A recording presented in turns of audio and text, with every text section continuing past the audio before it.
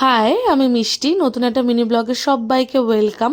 দিনটা ছিল সোমবার, এখন বাজে রাত্রির 8টা মতো। তো আমার রেডি হতে একটু লেট হচ্ছিলো বলে রিজু এসে বসেছিল।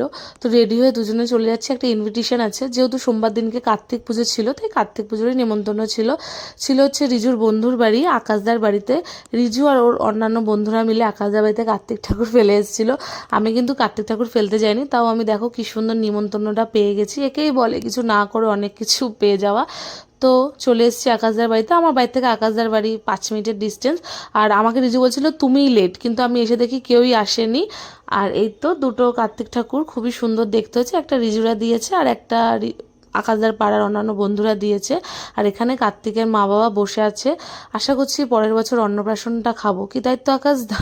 আর এই যে এরা হচ্ছে কার্তিকের কাকা, যারা কার্তিককে সযত্নে তার মা বাবার কাছে দিয়ে এসেছিল। আর এখানে এসে আমি একটা জিনিস জানতে পারি যে এরা সবাই আমার ব্লগ খুব ভালোভাবে দেখে, ইভেন খুব খুঁটে নাটে দেখে, কিন্তু কেউ আমায় ফলো করে না, ইভেন আমার ব্লগে কেউ লাইক কমেন্টও করে না।